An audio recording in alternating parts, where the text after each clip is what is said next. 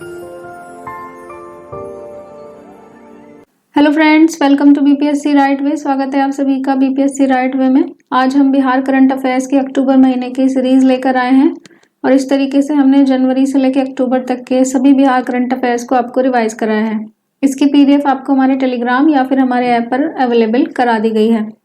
देखते हैं आज का पहला प्रश्न। बापू टावर का निर्माण कहाँ किया गया? आपके ऑप्शंस हैं गांधी मैदान, गर्दनी बाग, कंकड़ बाग या राजेंद्र नगर। इसका सही उत्तर है ऑप्शन नंबर बी। मुख्यमंत्री नीतीश कुमार ने राष्ट्रपिता महात्मा गांधी की जयंती के अवसर पर राज्य को बापू टावर समर्पित किया। इसका निर्माण पटना के गर्दनी बाग इलाके में 129 करोड़ रुपए की लागत से किया गया है। अगला प्रश्न है, सितंबर माह की केंद्रीय स्वास्थ्य मंत्रालय की रैंकिंग के अनुसार दवाओं के निःशुल्क वितरण में किस राज्य ने देश भर में पहला स्थान प्राप्त किया? ऑप्शन है राजस्थान, उत्तर प्रदेश, बिहार या मध्य प्रदेश। सही उत्तर है बिहार। केंद्रीय स्वास्थ्य परिवार कल्याण मंत्रालय की सितंबर 2024 की रैंकिंग के अनुसार बिहार ने सरकारी अस्पतालों में दवाओं के निःशुल्क वितरण, आपूर्ति और उपयोग के लिए 77% अंकों के साथ देश में पहला स्थान प्राप्त किया है। सूची में दूसरे स्थान पर राजस्थान है। इसके अलावा बिहार ने आयुष्मान भारत डिजिटल मिशन के तहत स्कैन और शेयर तकनीक का उपयोग करते हुए ओपीडी टोकन जारी करने में भी पहला स्थान हासिल किया है, जिससे मरीजों का निबंधन और स्वास्थ्य रिकॉर्ड साझा करना अधिक सरल हो गया है। मुख्यमंत्री बाल थैलेसीमिया योजना के तहत थैलेसीमिया से पीड़ित बच्चों के निःशुल्क बोन मैरो ट्रांसप्लांट के लिए बिहार सरकार ने किस संस्थान के साथ समझौता किया? ऑप्शंस है एम्स नई दिल्ली, दूसरा है अपोलो अस्पताल चेन्नई, तीसरा है सीएमसी वेल्लोर, चौथा है टाटा मेमोरियल अस्पताल मुंबई। सही उत्तर है ऑप्शन नंबर सी। बिहार सरकार ने मुख्यमंत्री बाल थैलेसीमिया योजना के तहत थैलेसीमिया से पीड़ित बच्चों को निःशुल्क बोन मैरो ट्रांसप्लांट की सुविधा प्रदान करने की घोषणा की। इसके लिए राज्य स्वास्थ्य समिति और सीएमएस वेल्लोर के बीच पटना में एक एमओयू पर साइन किए गए। सर्वाइकल कैंसर से बचाव के लिए विशेष एचपीवी टीकाकरण अभियान शुरू करने वाला देश का पहला राज्य कौन सा है? आपके ऑप्शंस हैं उत्तर प्रदेश, महाराष्ट्र, राजस्थान या फिर बिहार। सही उत्तर है ऑप्शन डी। बिहार देश का पहला राज्य है जिसने मुख्यमंत्री बालिका कैंसर प्रतिरक्षण योजना के तहत 9 से 14 वर्ष आयु वर्ग की बच्चियों को ह्यूमन पैपिलोमा वायरस यानी एचपीवी टीका निःशुल्क प्रदान करने का अभियान शुरू किया है। इस योजना का उद्देश्य है बच्चियों को सर्वाइकल कैंसर से बचाना। इसकी शुरुआत पटना स्थित IGIMS में उप मुख्यमंत्री सम्राट चौधरी, विजय कुमार सिन्हा और स्वास्थ्य मंत्री मंगल पांडे के द्वारा की गई। बीपीएससी राइट वे ने अपना ऐप लॉन्च किया हुआ है जहां पर टेस्ट सीरीज, स्टडी मटेरियल और बिहार करंट अफेयर्स की ई मैगजीन भी लॉन्च की हुई है। इसके अलावा बीपीएससी प्री एग्जाम के बाद बीपीएससी मेंस के लिए टेस्ट सीरीज भी हम लोग जल्द ही अपने ऐप पर उपलब्ध कराएंगे, तो आप इसे आज ही डाउनलोड करें। इसके अलावा बीपीएससी 70th के लिए फ्री मिनी टेस्ट हम आयोजित करा रहे हैं जो सुबह 8 से 12 बजे तक सबके लिए फ्री होते हैं। इन टेस्ट को आपकी आगामी परीक्षा के अनुरूप ही तैयार किया गया है जिससे आपकी आगामी परीक्षा की प्रकृति की पहचान आपको पहले ही हो सके। तो इस फ्री इनिशिएटिव का लाभ जरूर उठाएं। देखते हैं अगला प्रश्न। बिहार जैन नेक्स्ट लैब का उद्घाटन किसने किया? नीति आयोग के उपाध्यक्ष, नीति आयोग के मुख्य कार्यपालक पदाधिकारी या फिर बिहार के मुख्यमंत्री। ऑप्शन डी है भारत सरकार के मुख्य वैज्ञानिक सलाहकार। सही उत्तर है ऑप्शन नंबर बी। बिहार जैन नेक्स्ट लैब का उद्घाटन नीति आयोग के मुख्य कार्यपालक पदाधिकारी BVR सुब्रमण्यन ने गया में किया। यह लैब भारत लैब की तर्ज पर विकसित की गई है जिसमें राज्य सरकार के विभिन्न विभागों से संबंधित कार्यों और आंकड़ों की जानकारी उपलब्ध होगी। इससे किसी भी विभाग से संबंधित जानकारी क्लिक में प्राप्त की जा सकेगी। उद्घाटन के अवसर पर श्री सुब्रमण्यम ने डाटा ड्रिवन गवर्नेंस पर आयोजित राष्ट्रीय सम्मेलन में भी भाग लिया। चिट्ठियां और पार्सल पहुंचाने में देश भर में शीर्ष स्थान पर कौन सा राज्य है? ऑप्शन है उत्तर प्रदेश, महाराष्ट्र, तमिलनाडु या फिर बिहार। सही उत्तर है बिहार। बिहार डाक सेवा के तहत चिट्ठियां और पार्सल पहुंचाने में देश भर में शीर्ष स्थान पर है। हर महीने 80 लाख से अधिक पत्र और पार्सल की डिलीवरी की जाती है। राज्य में डिलीवरी का औसत 94% से अधिक है जो अन्य राज्यों की तुलना में सबसे आगे है। इसके अलावा बिहार के वैशाली में, मधुबनी और पश्चिमी चंपारण में 3 नए पासपोर्ट केंद्र खोले जाने की भी घोषणा की गई है, जिसके साथ ही राज्य में 35 पासपोर्ट केंद्र हैं।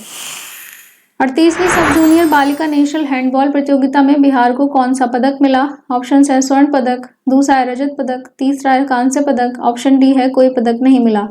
सही उत्तर है ब्रॉन्ज मेडल। हैदराबाद में आयोजित 38वीं सब जूनियर बालक नेशनल हैंडबॉल प्रतियोगिता में बिहार ने ब्रॉन्ज जीता है। सेमीफाइनल मुकाबले में बिहार को दिल्ली ने 34-27 के अंतर से हराया, जिसके बाद बिहार को कांस्य पदक से संतोष करना पड़ा। भूकंप रोधी भवन बनाने के लिए राजमिस्त्रियों को प्रशिक्षण प्रदान करने के लिए बिहार सरकार ने किसके साथ समझौता किया? ऑप्शन है नीति आयोग, राष्ट्रीय कौशल विकास निगम, केंद्रीय लोक निर्माण विभाग या भारतीय भूवैज्ञानिक सर्वेक्षण। सही उत्तर है ऑप्शन बी, राष्ट्रीय कौशल विकास निगम। बिहार सरकार ने भूकंप रोधी भवन बनाने के लिए राज्य के राजमिस्त्रियों को विशेष प्रशिक्षण दिए जाने की योजना बनाई है। इसके तहत बिहार राज्य आपदा प्रबंधन प्राधिकरण और राष्ट्रीय कौशल विकास निगम के बीच MOU पर साइन हुए। अगले 3 सालों में राज्य के 534 प्रखंडों के 30 राजमिस्त्रियों को 10 दिवसीय आवासीय प्रशिक्षण दिया जाएगा। जैसे कि अभी हमने बताया, BPSC 78 टेस्ट सीरीज हमारे ऐप पर लॉन्च है। यहाँ पर 25 से ज़्यादा फुल टेस्ट हैं जिन्हें आप अंत समय में रिवाइज कर सकते हैं, साथ ही अपनी प्रैक्टिस को जांच सकते हैं। इसके अलावा हमने नेशनल करंट अफेयर्स और बिहार करंट अफेयर्स की भी टेस्ट सीरीज अलग से लॉन्च की हुई है। स्वच्छता ही सेवा अभियान के तहत बिहार ने किस क्षेत्र में देश भर में पहला स्थान प्राप्त किया है? ऑप्शन है सड़क निर्माण, जन भागीदारी और कचरा इकाइयों की सफाई, तीसरा है जलापूर्ति और चौथा है स्वास्थ्य सेवाएं। सही उत्तर है ऑप्शन बी। स्वच्छता ही सेवा अभियान के तहत बिहार ने जन भागीदारी और कचरा इकाइयों की सफाई में देश भर में पहला स्थान प्राप्त किया। इस अभियान के दौरान पटना जिले को उत्कृष्ट कार्यों के लिए राज्य स्तरीय स्वच्छता सम्मान से पुरस्कृत किया गया। इसके अलावा कैमूर को दूसरा स्थान मिला है। नवीनगर NTPC परियोजना से बिहार को कितनी मेगावाट बिजली मिलेगी? ऑप्शन है 1000, दूसरा है 1500 मेगावाट, तीसरा है 2000 मेगावाट और ऑप्शन डी है 2500 मेगावाट। सही उत्तर है ऑप्शन नंबर बी यानी 1500 मेगावाट। नवीनगर NTPC परियोजना से बिहार को 1500 मेगावाट बिजली मिलेगी। यह बिजली औरंगाबाद जिले के नवीनगर में बनने वाले अत्याधुनिक बिजली घर से प्राप्त होगी। बिजली कंपनी और NTPC के बीच इस संबंध में MOU साइन हुआ है और चालू वित्तीय वर्ष में परियोजना के दूसरे चरण का काम शुरू होगा। आगामी 3 सालों में इस बिजली का उत्पादन शुरू हो जाएगा, जो राज्य की बढ़ती बिजली खपत को पूरा करने में मदद करेगा। राज्य सरकार ने दोहरी पारिवारिक पेंशन की ऊपरी सीमा के तहत मृतक माता पिता के उच्चतर वेतन का कितने प्रतिशत पेंशन के रूप में दिया जाएगा? ऑप्शन है 30 और 50%, दूसरा है 20% और 40%, तीसरा है 10% और 60% और चौथा है 25% और 45%। सही उत्तर है ऑप्शन ए।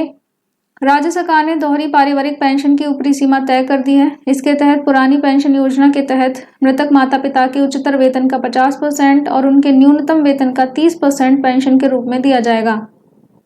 इस व्यवस्था के तहत दिव्यांग संतानों को भी पेंशन का लाभ मिलेगा। यह सीमा केंद्र सरकार की तर्ज पर निर्धारित की गई है और वित्त विभाग के द्वारा इसकी अधिसूचना जारी कर दी गई है। अगला प्रश्न है, पटना में कौन सा नया डाकघर खुलने जा रहा है? ऑप्शन है अंतर्राष्ट्रीय डाकघर, दूसरा है विदेशी डाकघर यानी FPO, तीसरा है क्षेत्रीय डाकघर और चौथा है कस्टम डाकघर। सही उत्तर है ऑप्शन बी। पटना मुख्य डाकघर GPO में अब विदेशी डाकघर यानी FPO फॉरेन पोस्ट ऑफिस खुलने जा रहा है। इससे पटना देश के उन चुनिंदा शहरों में शामिल हो गया है जहां विदेशी पोस्ट ऑफिस के जरिए देश के बाहर सामान भेजने और प्राप्त करने की सुविधा मिलेगी। इससे पहले कस्टम क्लियरेंस की सुविधा न होने के कारण सामान को कोलकाता के जरिए विदेश भेजना पड़ता था। FPO के उद्घाटन से बिहार में अंतर्राष्ट्रीय व्यापार और पार्सल भेजने की प्रक्रिया और आसान हो जाएगी। सोलर स्ट्रीट लाइट की निगरानी के लिए राज्य सरकार ने किस सिस्टम का निर्णय लिया है? ऑप्शन है स्मार्ट लाइटिंग सिस्टम, दूसरा है केंद्रीकृत सिस्टम यानी CMS, तीसरा है डिजिटल पावर कंट्रोल और चौथा है स्वचालित निगरानी प्रणाली। सही उत्तर है ऑप्शन बी। राज्य सरकार ने ग्रामीण क्षेत्रों में सोलर स्ट्रीट लाइट की निगरानी के लिए केंद्रीकृत सिस्टम यानी CMS का निर्णय लिया है। इस सिस्टम के माध्यम से सोलर लाइट की लागत कम करने की अवधि, रोशनी में खराबी और बैटरी की क्षमता जैसी स्थिति का पता लगाया जा सकेगा। मुख्यमंत्री के 7 निश्चय कार्यक्रम के तहत प्रत्येक पंचायत वार्ड में 10 सोलर लाइटें लगाई जाएंगी और चालू वित्तीय वर्ष में कुल 8,76,000 से अधिक सोलर स्ट्रीट लाइट ग्रामीण क्षेत्रों में लगाए जाएंगे। तंबाकू मुक्त अभियान 2.0 के तहत प्रदेश के कितने शैक्षिक संस्थानों में अभियान शुरू किया गया है? ऑप्शन है 100, 120, 160 या 200। सही उत्तर है 160। तंबाकू मुक्त युवा अभियान 2.0 का शुभारंभ स्वास्थ्य विभाग द्वारा किया गया। यह अभियान प्रदेश के 160 शैक्षिक संस्थानों और 20 गाँवों में चलाया जाएगा। इसका उद्देश्य तंबाकू के हानिकारक प्रभावों के बारे में जागरूकता फैलाना है। इस अभियान को सोशल मीडिया पर भी व्यापक रूप से चलाया जाएगा ताकि ज्यादा से ज्यादा लोग इससे जुड़ सकें। बिहार में खनिजों के अवैध खनन पर अधिकतम कितना जुर्माना लगाया जा सकता है? ऑप्शन हैं 4 लाख, 6 लाख, 8 लाख या 10 लाख। सही उत्तर है ऑप्शन डी। मुख्यमंत्री की अध्यक्षता में हुई राज्य मंत्रिमंडल की बैठक में बिहार खनिज संशोधन नियमावली 2024 के तहत यह निर्णय हुआ कि अब बालू समेत अन्य खनिजों के अवैध खनन पर अधिकतम 10 लाख का जुर्माना लगाया जा सकता है। पहले यह जुर्माना 25,000 से 4 लाख तक था। नए प्रावधानों के तहत अवैध परिवहन और भंडारण पर भी जुर्माना लगाया जाएगा।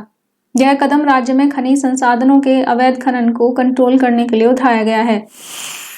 रेलवे ने बिहार के लिए कितनी अमृत भारत ट्रेन को मंजूरी दी है? ऑप्शन है 2, 3, 4 या 5। सही उत्तर है ऑप्शन सी यानी 4। रेलवे ने बिहार के लिए 4 अमृत भारत ट्रेनों को मंजूरी दी है। इसका परिचालन निम्नलिखित मार्गों पर होगा। पहला दरभंगा से दिल्ली, दूसरा दरभंगा से हिसार, तीसरा दरभंगा से नई दिल्ली, चौथा छपरा से पुणे। रेलवे बोर्ड ने संबंधित रेल मंडल से समय सारणी और ट्रेन नंबर की मांग की है ताकि इन ट्रेनों का परिचालन शीघ्र शुरू किया जा सके। इससे पहले दरभंगा से आनंद विहार के बीच एक अमृत भारत ट्रेन का परिचालन किया जा रहा था। भारतीय वायुसेना में एयर ऑपरेशंस के महानिदेशक कौन बने हैं? ऑप्शन है एयर मार्शल राजीव सिंह, दूसरा है अवधेश भारती, तीसरा है अनिल चौधरी और चौथा है एयर मार्शल सुनील वर्मा। सही उत्तर है option B. Air marshal Awadhesh Bharti जो बिहार के पूर्णिया जिले के झुन्नी कला गांव के निवासी हैं, उनको भारतीय वायुसेना में एयर ऑपरेशंस के महानिदेशक के पद पर नियुक्त किया गया है। इस भूमिका में वे मित्र देशों के साथ होने वाले सैन्य अभ्यासों की देखरेख करेंगे। पटना से बेतिया के बीच हाई स्पीड कॉरिडोर के मानिकपुर से साहिबगंज स्ट्रेच के निर्माण के लिए केंद्र सरकार से कितनी राशि मंजूर की है? ऑप्शन हैं 1212 करोड़, दूसरा है 1712 करोड़, तीसरा है 2000 करोड़, चौथा है 1500 करोड़। सही उत्तर है ऑप्शन बी। केंद्र सरकार ने पटना से बेतिया के बीच हाई स्पीड कॉरिडोर के मानिकपुर से साहिबगंज स्ट्रेच के निर्माण के लिए 1712 करोड़ की मंजूरी दी है। इस परियोजना के अंतर्गत एक मेगा ब्रिज, 2 फ्लाईओवर, 25 अंडरपास और एक रेलवे ओवरब्रिज का निर्माण होगा। यह परियोजना बौद्ध सर्किट के रास्ते पटना से बेतिया के बीच हाई स्पीड कनेक्टिविटी को विकसित करने के उद्देश्य से शुरू की गई है। प्रधानमंत्री गति शक्ति अभियान के अंतर्गत पूर्वी जोन की 2 दिवसीय कार्यशाला का आयोजन कहाँ किया गया? ऑप्शन है गया, पटना, रांची या वाराणसी। सही उत्तर है बी यानी पटना। प्रधानमंत्री गति शक्ति अभियान के तहत पटना में 18 अक्टूबर से पूर्वी जोन की 2 दिवसीय जिला स्तरीय कार्यशाला का आयोजन किया गया। इसका शुभारंभ उद्योग मंत्री नीतीश मिश्रा ने किया। इसमें बिहटा में बनने वाले एयरपोर्ट प्रोजेक्ट को भी प्रधानमंत्री गति शक्ति पहल के तहत शामिल किया गया। बिहार, झारखंड, उड़ीसा, पश्चिम बंगाल, उत्तर प्रदेश और उत्तराखंड के 44 जिलों के जिलाधिकारी और अधिकारी इस कार्यशाला में उपस्थित हुए। हांगकांग में आयोजित ड्रैगन बोट एशियन चैंपियनशिप में अरवल की कोमल कुमारी ने कौन कौन से वर्गों में ब्रॉन्ज मेडल जीता है? ऑप्शन है 100 मीटर, 200 मीटर, दूसरा है 200 मीटर, 500 मीटर, तीसरा है 300 मीटर और 400 मीटर और चौथा है 500 मीटर और 1000 मीटर। सही उत्तर है ऑप्शन बी। अरवल जिले के करपी प्रखंड की कोमल कुमारी ने हांगकांग में आयोजित ड्रैगन बोट एशियन चैंपियनशिप में बोटिंग रेस प्रतिस्पर्धा के 200 मीटर और 500 मीटर वर्ग में कांस्य पदक हासिल किया। केंद्र सरकार द्वारा अयोध्या से सीतामढ़ी के बीच रेल दोहरीकरण योजना के तहत कुल कितनी लागत आएगी? ऑप्शन है 3452 करोड़, दूसरा है 4553 करोड़, तीसरा है 5832 करोड़ और ऑप्शन डी है 6410 करोड़ रुपए। सही उत्तर है ऑप्शन बी। अयोध्या से सीतामढ़ी के बीच 256 किलोमीटर लंबी रेल लाइन के दोहरीकरण योजना को केंद्र सरकार ने मंजूरी दी है। इस परियोजना में 4553 करोड़ की लागत आएगी। इसमें नरकटियागंज, रक्सौल, सीतामढ़ी, दरभंगा और सीतामढ़ी मुजफ्फरपुर रेलखंड का दोहरीकरण शामिल है। परियोजना से नेपाल, पूर्वोत्तर भारत और सीमावर्ती क्षेत्रों के बीच संपर्क बढ़ेगा और सामाजिक आर्थिक विकास की गति को बढ़ावा मिलेगा। स्वच्छता में नवाचार के लिए पटना को देश भर में कौन सा स्थान प्राप्त हुआ है? ऑप्शन है आपके 5वां, 7वां, 9वां या 11वां। सही उत्तर है 9। आवासन और शहरी कार्य मंत्रालय द्वारा जारी स्वच्छता में नवाचार की रैंकिंग में पटना ने देश भर में 9वां स्थान हासिल किया। मंत्रालय की टीम पटना आकर नवाचार प्रयोगों का अध्ययन करेगी। इन नवाचारों का प्रकाशन किया जाएगा ताकि देश के अन्य शहरों में भी अपनी स्वच्छता व्यवस्था को सुधारा जा सके। यह पहल शहरी स्वच्छता मिशन को बढ़ावा देने और स्वच्छता के प्रति जागरूकता के लिए लाई गई है। चक्रवाती तूफान दाना के प्रभाव से बिहार के किन हिस्सों में तेज हवा और बारिश हुई? ऑप्शन है उत्तरी और पश्चिमी भाग, दूसरा है पूर्वी और दक्षिण मध्य भाग, तीसरा है मध्य और पश्चिमी भाग और चौथा है पश्चिमी और उत्तरी भाग। सही उत्तर है ऑप्शन नंबर बी। ये ध्यान रखिएगा, ये जो नाम है दाना, इस वर्ड को तो चक्रवात तूफान दाना के प्रभाव से बिहार के पूर्वी और दक्षिण मध्य हिस्सों में तेज हवा के साथ बहुत ज्यादा बारिश हुई। यह तूफान एक्चुअल में उड़ीसा के तट पर टकराया था और वहां के बाद ये कमजोर पड़ा। इसके बाद इसकी हवा की गति में कमी आई। बरौनी रिफाइनरी से पॉलीप्रोपिलीन का उद्घाटन कब से शुरू होगा? ऑप्शंस हैं 2024 के एंड में यानी दिसंबर एंड में, उसके अलावा अगले वर्ष यानी 2025 में, थर्ड ऑप्शन है 2 वर्ष बाद यानी 2026 में, और ऑप्शन डी है अगले 6 महीनों में। सही उत्तर है ऑप्शन बी। बरौनी रिफाइनरी से अगले वर्ष से पॉलीप्रोपिलीन का उद्घाटन होगा। इसके तहत बरौनी को पेट्रोकेमिकल हब के रूप में विकसित किया जाएगा, जिससे प्लास्टिक उद्योग और रोजगार में बड़ा बदलाव आएगा। इसके साथ ही एनटीपीसी सुपर थर्मल पावर परियोजना का विस्तार किया जाएगा। स्कूलों में आपदा प्रबंधन समिति गठित करने में बिहार के किस जिले को प्रथम स्थान प्राप्त हुआ है? ऑप्शन है पूर्णिया, वैशाली, अरवल या पटना। सही उत्तर है वैशाली। राज्य आपदा प्रबंधन की रैंकिंग में वैशाली जिलों को स्कूलों में आपदा प्रबंधन समिति गठन के मामले में फर्स्ट रैंक हासिल हुई है। इस जिले में 99% से अधिक समितियों का गठन किया गया। इसके बाद पूर्णिया और अरवल दूसरे और तीसरे स्थान पर हैं। अगला प्रश्न है, दरभंगा हवाई अड्डे को अंतर्राष्ट्रीय स्तर का बनाने के लिए भारतीय विमानपत्तन प्राधिकरण ने क्या मंजूरी दी है? ऑप्शन है हवाई अड्डे को विस्तारित करने की योजना, दूसरा है इसका आधिकारिक नाम बदलने की योजना, तीसरा है हवाई अड्डे को अंतर्राष्ट्रीय स्तर का बनाने के प्रस्ताव को मंजूरी, चौथा है हवाई अड्डे में नई एयरलाइंस की शुरुआत। तो सही उत्तर है ऑप्शन नंबर सी। भारतीय विमानपत्तन प्राधिकरण ने दरभंगा हवाई अड्डे को अंतर्राष्ट्रीय स्तर का बनाने के प्रस्ताव को मंजूरी दी है। इसके लिए प्राधिकरण ने राज्य सरकार से 90 एकड़ अतिरिक्त भूमि की मांग की है। इसके अलावा गया अंतर्राष्ट्रीय हवाई अड्डे से थाईलैंड के लिए सीधी विमान सेवा भी शुरू हो गई है। राज्य के हर प्रखंड में वायु प्रदूषण का अध्ययन अगले कितने वर्षों तक किया जाएगा? ऑप्शन है 1 वर्ष, 3 वर्ष, 5 वर्ष या 2 वर्ष। सही उत्तर है बी यानी 3 साल। पर्यावरण, वन और जलवायु परिवर्तन विभाग के मंत्री डॉक्टर प्रेम कुमार ने राज्य के हर प्रखंड में वायु प्रदूषण का अध्ययन अगले 3 साल तक करने की घोषणा की है। यह अध्ययन आईआईटी कानपुर और बिहार राज्य प्रदूषण नियंत्रण परिषद के द्वारा संयुक्त रूप से किया जाएगा। अध्ययन के आधार पर वायु गुणवत्ता में सुधार के लिए आवश्यक कदम उठाए जाएंगे। प्रधानमंत्री ने पटना एम्स में कितने करोड़ रुपए की लागत वाली नई स्वास्थ्य सेवाओं की शुरुआत की? ऑप्शन है 10 करोड़, 20 करोड़, 30 करोड़ या 40 करोड़। सही उत्तर है ऑप्शन डी यानी 40 करोड़। प्रधानमंत्री ने 29 अक्टूबर को पटना एम्स में 40 करोड़ रुपए की लागत वाली 4 नई स्वास्थ्य सेवाओं की शुरुआत की। इनमें सुदूरवर्ती इलाकों तक स्वास्थ्य सेवाएं पहुंचाने के लिए ड्रोन, किडनी ट्रांसप्लांटेशन इकाई, नवजात बच्चों के लिए आईसीयू यूनिट और कैंसर रोग विभाग में हेला मशीन की उद्घाटन किया गया।